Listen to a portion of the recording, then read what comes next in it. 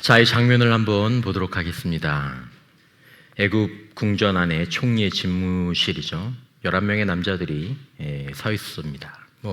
어떻게 서 있겠습니까? 총리 앞에 있는데 아마 어떤 사람들은 바닥에 엎드린 사람도 있고 또 고개를 들지 못하는 그런 사람도 있을 것입니다. 지금까지 유다가 목이 쉬도록 호소했습니다. 뭐라고 호소했죠? 제가 제발 부탁합니다. 내가 대신 종이 될 테니까 베냐민, 지금 당신이 얘만 남기면 된다. 다른 사람 다 가서 잘 살아라 라고 얘기했는데 지금 이 베냐민만은 보내주십시오. 이 아이와 아비의 생명이 서로 묶여 있습니다. 그러니까 안 가면 아버지는 죽습니다. 그 얘기를 하는 거죠. 길게.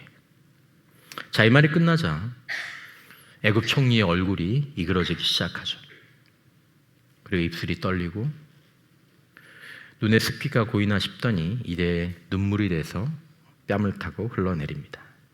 요셉이 더 이상 버틸 수가 없는 거죠. 1절의 말씀. 요셉이 시종하는 자들 앞에서 그 정을 억제하지 못하여 소리질러 모든 사람을 자기에게서 물러가라 하고 그 형제들에게 자기를 날리니 그때 그와 함께한 다른 사람이 없었더라. 애굽 시종들이 놀랬을 거예요.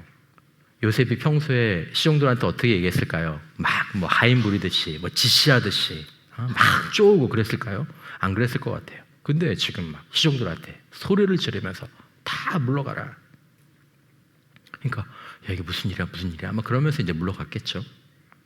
그리고 이제 방 안에는 야곱의 아들 11명만 남았습니다. 어떤 주석가는 이것도 굉장히 의미 있게 바라봅니다.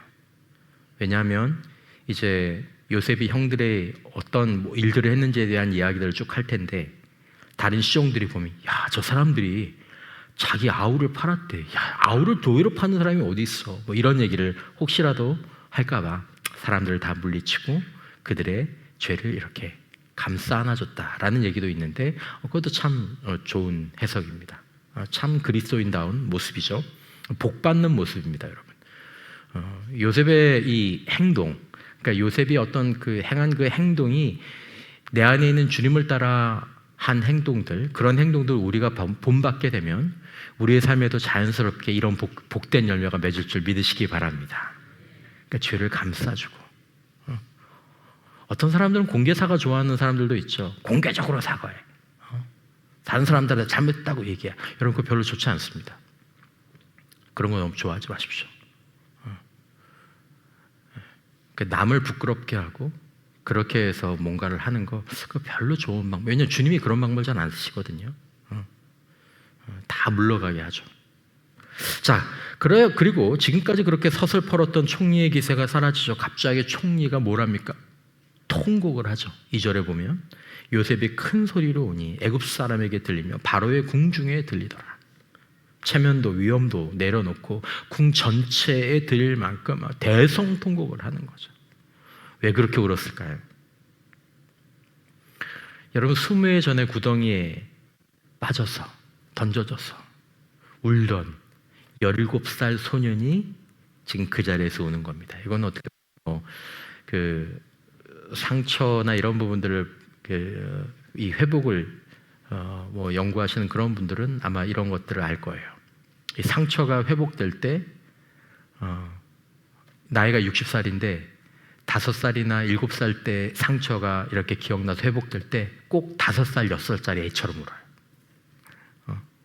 얼마나 힘들었겠습니까? 그걸 우는 거죠.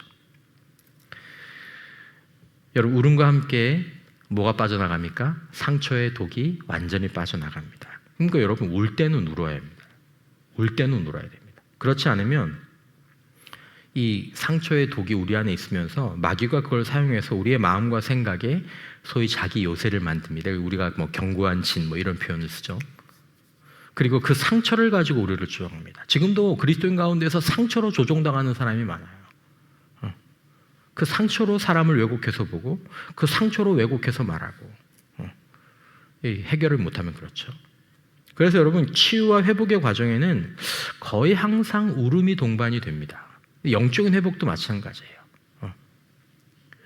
단순히 후회의 눈물을 흘리라는 것이 아닙니다. 하나님 앞에서 마음을 쏟아 놓으라는 거죠. 여러분, 우리가 하나님 앞에 머물면 우리는 울보가 좀 됩니다. 울보가 될 필요가 있습니다. 목사님, 내가 너무 감사한데. 여러분, 감사하면 웁니까, 안 웁니까? 여러분, 예배 드릴 때 갑자기 확 너무 감사하면 울어요, 안 울어요? 울잖아요. 감사해서 너무 울고. 또 내가 뭔 삶을 살다가 잘못한 거 생각하면 죄송해서 울고.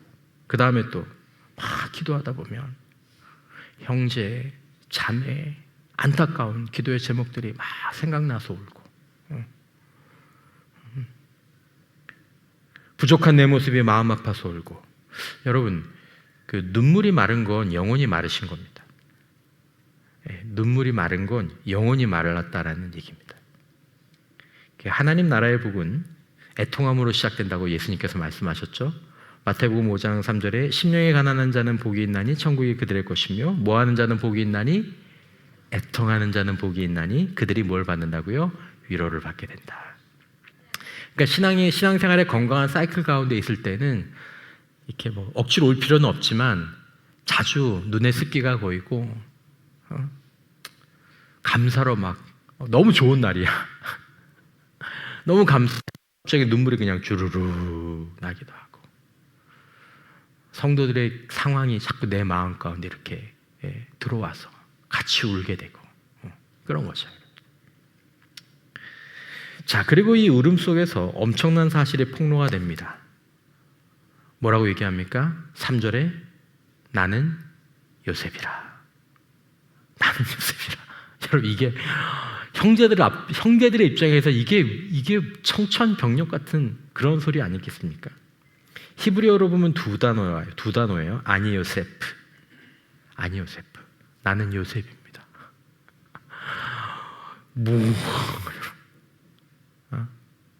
다시는 안 볼 수 있을 줄 알았던, 감출 수 있었던, 나는 요셉이다. 본문은 형들의 반응을 굉장히 사실적으로 얘기하죠. 본문 3절에 보면 형들이 그 앞에서 놀라서 뭐하지 못하더라? 대답하지 못.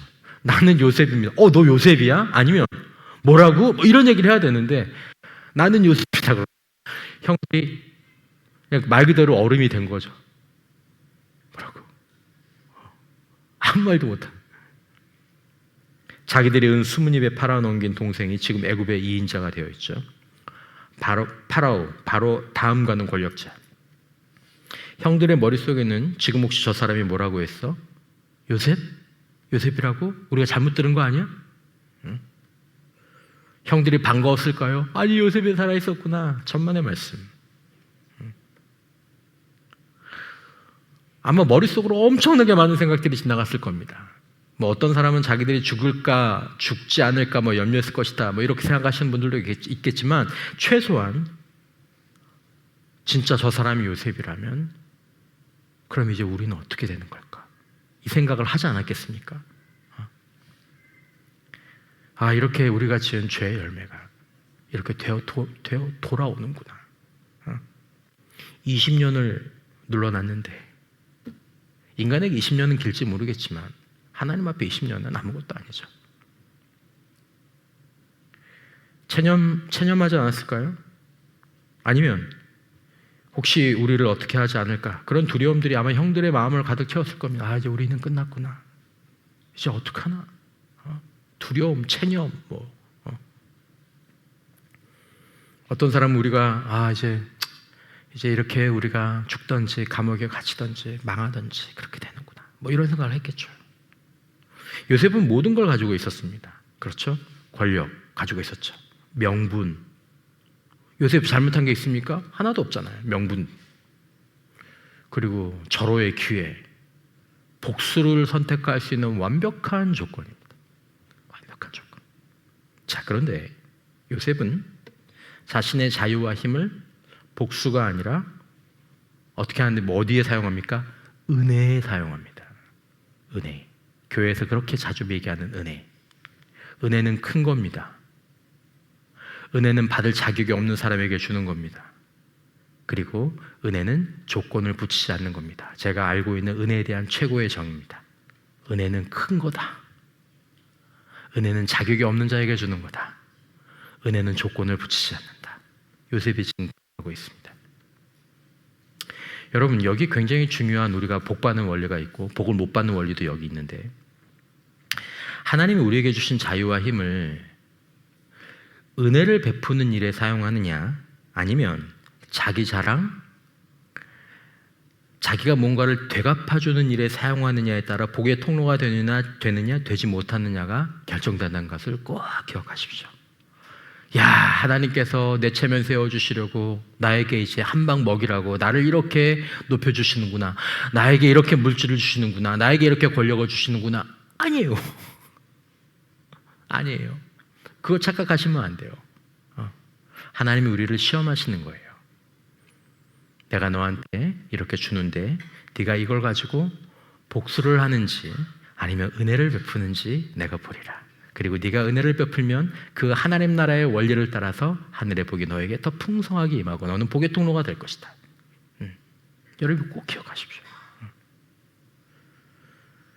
여러분, 요셉처럼 산다는 것은 우리가 예수 안에서, 요셉처럼 산다는 것은 예수 안에서 우리에게 주신 자유와 힘을 은혜를 베풀고 용서하는 일에 사용하는 것임을 믿으시기를 바랍니다.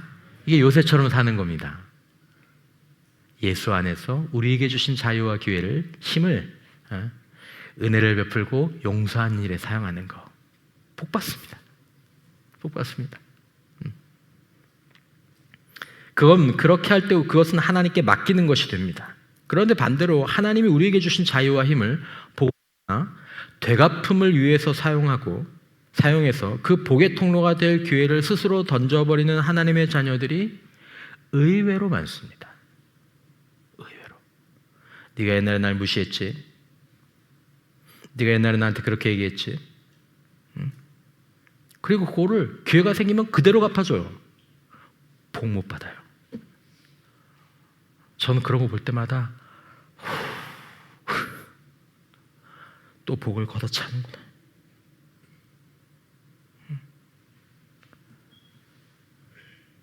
여러분, 우리는 그런 사람이 되지 말고 주님 안에서 지혜로운 복의 통로가 모두가 될 수 있기를 주님의 이름으로 축원합니다.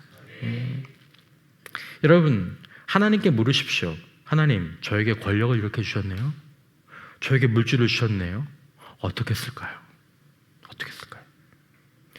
그러면 하나님께서, 우리 안에 계신 주님께서 그것을 우리가 용서와 은혜를 베푸는 일에 쓰라고 마음을 주십니다. 그러면 그걸 가지고 순종하면 됩니다. 놀라운 일들이 벌어집니다. 나와 받는 사람 모두에게 놀라운 일이 벌어집니다. 복 받는 인생, 우리가 그렇게 원하죠. 하나님, 요셉 같은 복의 통로가 되게 해주십시오. 나도, 우리 아이들도. 여러분, 어렵지 않습니다. 은사와 능력이 없어서 요셉처럼 쓰임받지 못하는 게 아닙니다. 은사와 능력이 없어서 아니에요. 하나님께서 요셉처럼 같은 능력을 주시고 하나님께서 다니엘 같은 능력을 주시면 우리 자녀들이 그렇게 될 줄 믿습니다. 성령을 어느 날 부어주셔서 얘에게 지혜가 임하게 하시고 명철이 임하게 하시고 지식이 임하게. No! 그것 때문에 쓰임받지 못하는 게 아니라니까요. 마음과 생각이 완전한 요셉이신 예수님, 예수의 영을 따라가지 못해서 복의 통로가 못 되는 겁니다. 지식도 있어요. 지혜도 있어요. 똑똑해요. 근데 맨날 헛발질이에요. 복 못 받을 짓만 하네.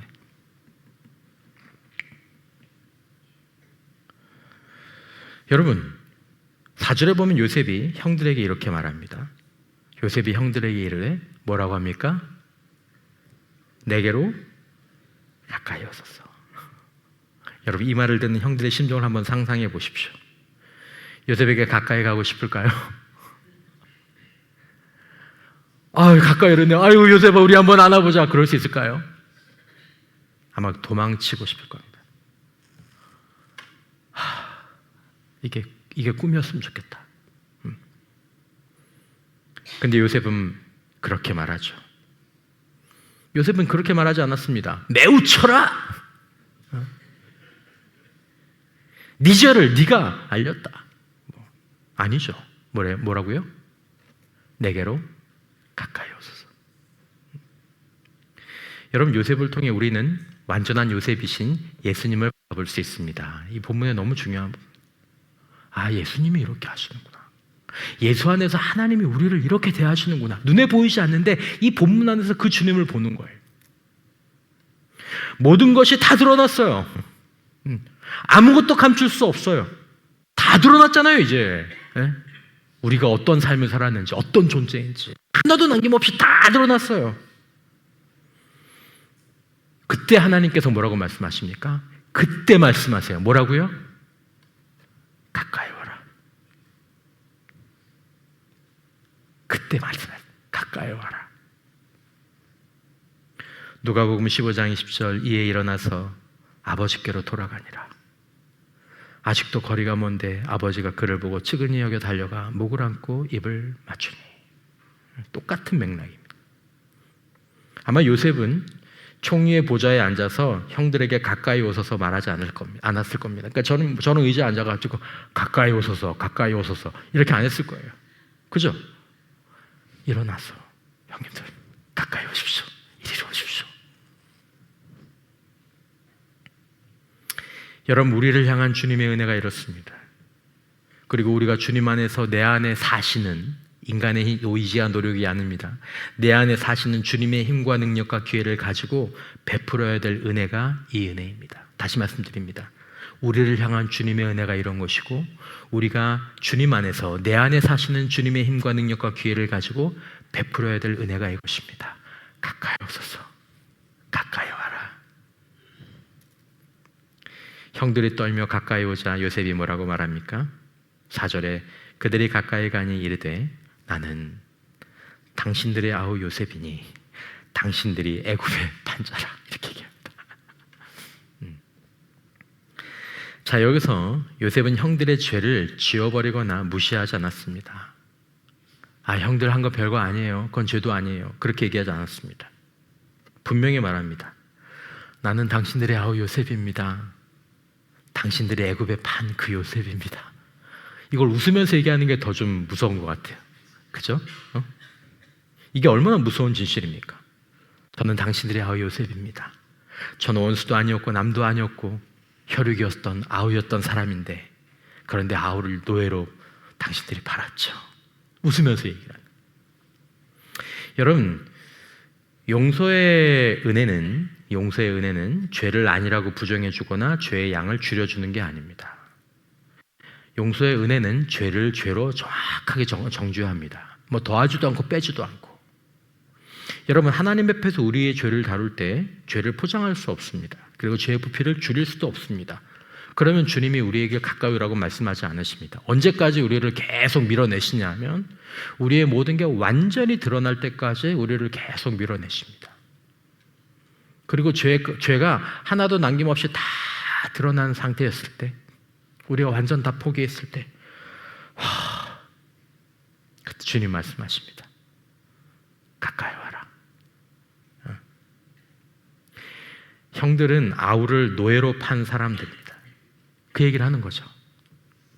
당신들은 아우를 노예로 판 사람들입니다. 여러분, 저와 여러분들은 어떤 사람일까요? 이 형들은 아우를 노예로 판 사람들인데 저와 여러분들은 어떤 사람인가요? 아직도 내가 죄가 없대. 아직도 내가 잘한 게 있대. 뻣뻣해요. 아직도 내가 할 수 있대. 버텨보십시오. 인생 감당 못합니다. 마음 무너지고 관계는 틀어지고 주님 앞에 나가야지. 주님, 저는 이런 사람입니다. 저는 제가 싫습니다. 조금만 가려 있어도 내가 좀 나갈 텐데 이제 아무것도 가릴 것도 없는. 여러분, 우리는 완전하고 명확하게 규정해야 합니다. 놀라운 건 무엇인지 아십니까? 형들의 죄가 요셉이 베푸는 은혜를 막지 못했다는 사실입니다. 여러분, 우리의 죄가 하나님께서 예수 안에서 우리에게 베푸신 은혜를 막지 못하는 줄 믿으시기를 바랍니다. 우리는 이게 조금 줄어들면 감당하실 만한 거 생각하지만 그렇지 않습니다. 우리에게 필요한 것은 포장도 아니고 축소도 아닙니다. 우리에게 필요한 것은 뭐 과장하는 것도 아닙니다. 우리에게 필요한 것은 진실과 사실뿐입니다. 저는 아우를 노예로 판 사람입니다. 주님, 저는 이런 사람입니다. 그걸 안 하니까 회복이 안 되는 거예요. 그걸 안 하니까 마음에 평안이 없는 거예요. 그걸 안 하니까 하나님과 가까이 가지 못하는 거예요. 주님 가까이 오라고 얘기를 하지 않으세요. 여러분, 요셉에게 가까이 가듯 예수님에게 가까이 가서 들으시기를 바랍니다. 그건 두려운 일이죠. 우리는 우리의 모습이 완전히 드러나는 걸 다 별로 좋아하진 않습니다. 하지만 우리가 두려워하는 바로 그 일이, 주님, 저는 아우를 판 사람입니다.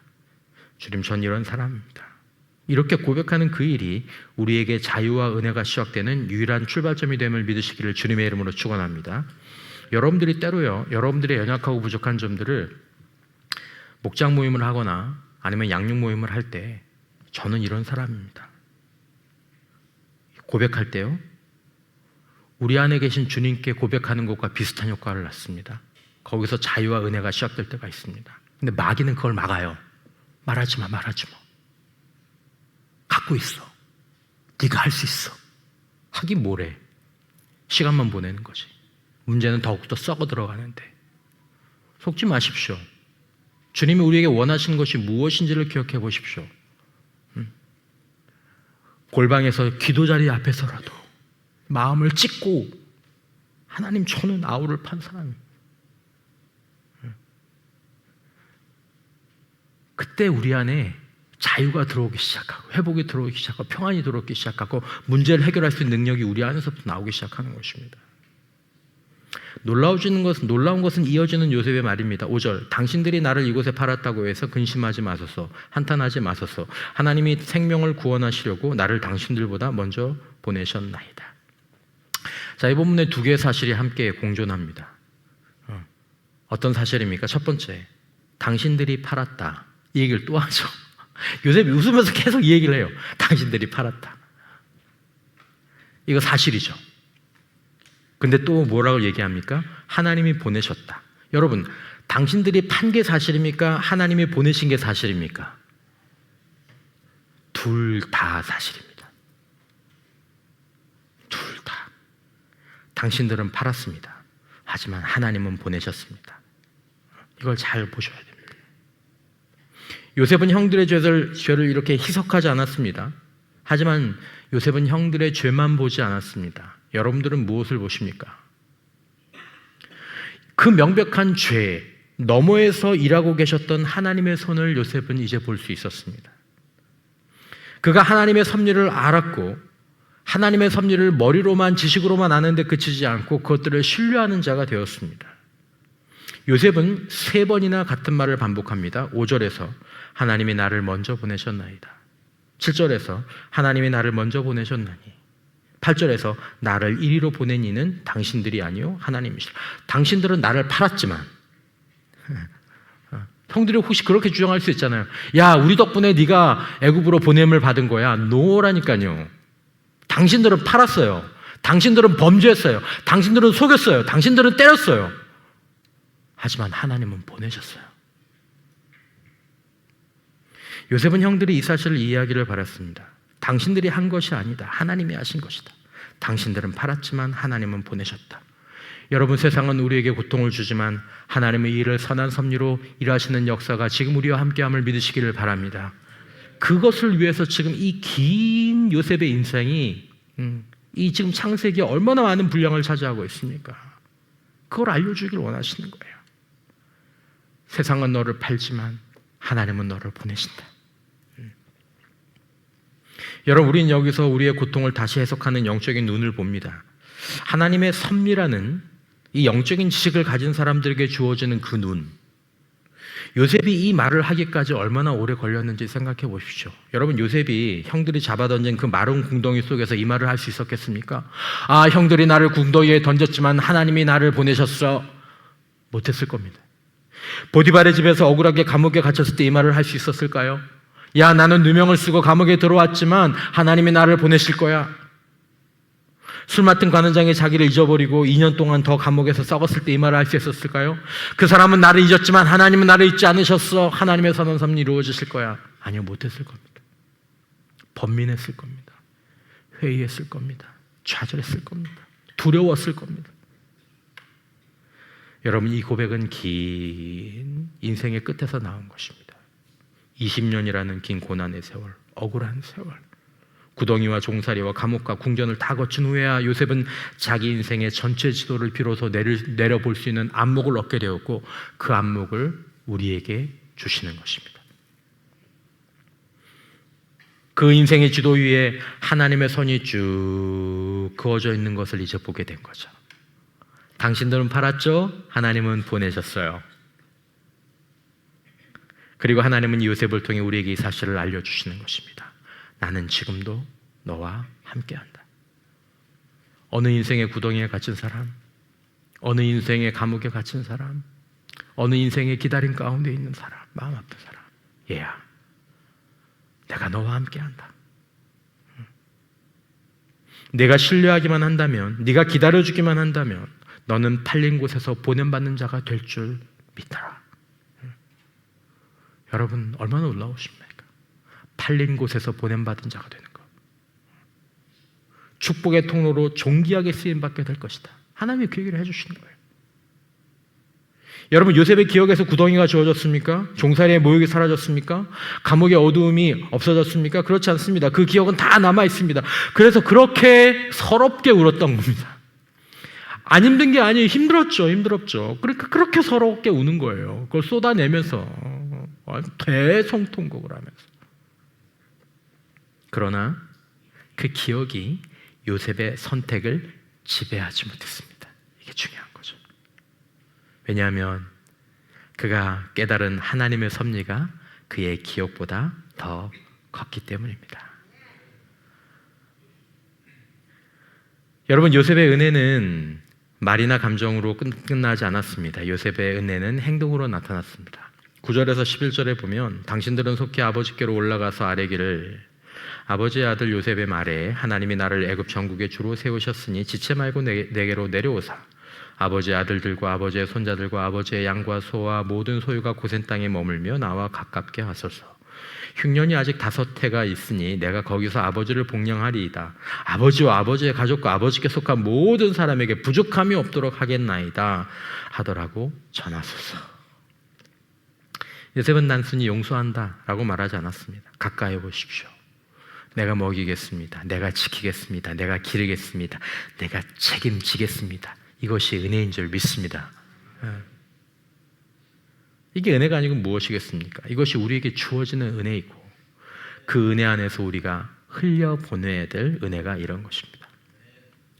용서에 관한 좋은 책들이 많이 있는데 굉장히 고전적인 유명한 책 가운데 하나가 루이스 스미스가 쓴 용서에 관한 책입니다. 제가 예전에 한번 인용했던 적이 있는데 그 책에 보면 굉장히 잘 인용되는 유명한 말이 하나 나옵니다. 무슨 말이냐면 용서는 죄수를 풀어주었더니 그 죄수가 바로 나 자신이었음을 발견하는 것입니다 라는 얘기입니다. 되게 유명한 문장입니다.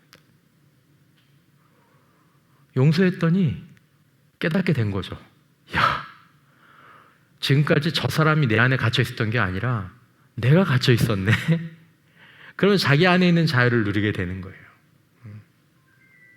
여러분, 요셉이 형들을 풀어줄 때 사실 요셉 자신도 완전히 풀려난 것입니다. 그 20년 동안 짊어지고 있던 그 과거의 무게, 복수의 유혹, 분노의 감옥, 거기서 비로소 자유롭게 된 거죠. 오늘 14절, 15절 말씀해 보면 이들이 어떻게 했는지 나오죠. 여러분, 굉장히 그러니까 이게 지어낸 얘기가 아니라 실제로 있었던 사건이라는 게 이 본문들을 보면 그걸 알 수 있습니다. 14절, 15절을 보시면 자기 아우 베냐민의 목을 안고 오니 베냐민도 요셉의 목을 안고 오니라. 15절에 요셉이 또 형들과 입맞추며 안고 오니 형들이 그제서야 요셉과 말하니라. 여러분, 이게 어떤 의미입니까?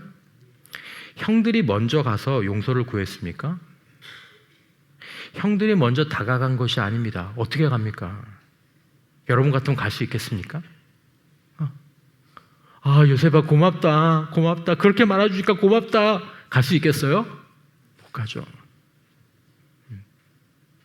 요셉이 먼저 끌어안죠. 그리고 요셉이 입 맞추죠. 요셉이 먼저 울죠. 그리고 15절 마지막에서 이런 말이 나옵니다. 그제서야 요셉과 말하니라. 가만히 그 전까지 형들 입도 못 열어요. 요셉이 가서 먼저 안고 울고 베냐민을, 그러니까 베냐민도 형이 와서 이렇게 안아주니까 자기도 그제서야 형 그러면서 울고, 요셉이 와서 형들에게 가가지고 형들 이렇게 안아주면서 형님 안아주니까 그 사람 안고, 그동안 너는 고생하지 않았냐, 정말 미안하다, 우리가 죽을 줄 알았다, 뭐 이런 얘기를 했겠죠. 사과조차 할 수 없는 죄를 짓지 않았습니까? 형들의 말보다 요셉의 포옹이 먼저였습니다. 여러분, 이것이 우리가 십자가에서 받은 용서인 줄 믿습니다. 이것이 우리가 예수 안에서 우리 안에 사시는 예수님으로 인해서 우리 안에 계시는 완전한 예수님을 통해서 우리가 베풀어야 될 용서와 은혜가 이것입니다. 네가 잘못한 거 얘기해. 똑바로 얘기해.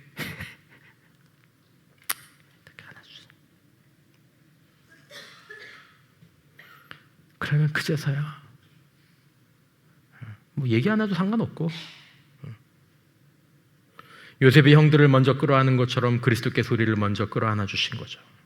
우리가 용서를 구하기 전에, 우리가 입을 열기도 전에 십자가 위에서 이미 이 사실이 결정된 거죠. 누가복음 23장 34절 말씀, 예수께서 뭐라고 말씀하셨죠? 이에 예수께서 이르시되 아버지 저들을 사하여 주옵소서. 자기들이 하는 것을 알지 못함이니이다. 우리의 회개보다 그리스도의 십자가가 먼저였습니다. 몇 번을 읽고 보아도 감동적인 말씀, 너무나 죄송한 말씀, 로마서 5장 8절.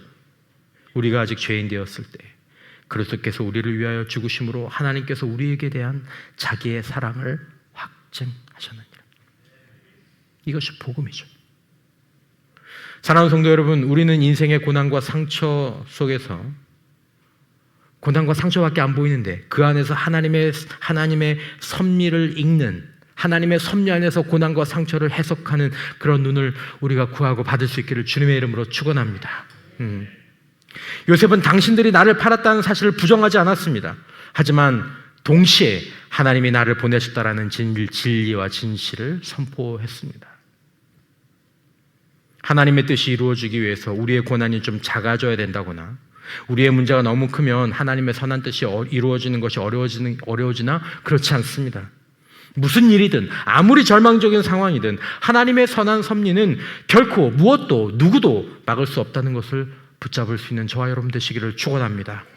쉽지 않겠죠. 여러분, 설교하는 저도 쉽지 않겠죠. 하지만 우리 모두가 이 말씀을 들어야 되는 것입니다. 하나님이 그걸 듣기를 원하신다는 거죠. 그래서 구덩이 속에서도, 감옥 속에서도 오랜 기다림 가운데서 절망하지 않도록 축복의 통로가 될 수 있도록. 그러므로 여러분, 주님 저에게 하나님의 선한 섭리를 이해하고 붙잡을 수 있는 예수의 믿음을 하나님 저에게 주시옵소서 기도하시기를 축원합니다. 여러분, 누군가 나를 배신한 것이 사실입니다. 누군가 나에게 깊은 상처를 준 것은 사실입니다. 그것을 없는 일처럼 덮으라는 것이 아닙니다. 그러나 그 상처 너머에서 여전히 하나님이 일하고 계신다라는 사실을 기억하라는 것입니다. 요셉의 용서도 사실은 요셉의 것이 아니었죠. 그것은 하나님이 주신 힘이었습니다. 인간의 힘으로는 불가능한 것이죠. 그러나 여러분, 요셉이 하나님의 섭리를 알았기 때문에 이 하나님의 힘을 사용할 수 있었습니다. 우리에게도 그 은혜가 필요합니다. 여러분, 내 힘으로 용서할 수 없는 사람이 있다면 그것이 정상입니다. 내 힘으로 감당할 수 없는 좌절스러운 상황이 있다면 그것이 정상입니다. 그러나 그 자리에서 주님, 저는 이런 일을 당했지만 하나님의 섭리가 이보다 크심을 하나님 제가 생각합니다. 그러므로 주님, 제 안에 계신 주님, 제가 용서할 수 있게 해주시고 그리하여 이 고난이 축복의 통로로 쓰임받게 하여 주시옵소서.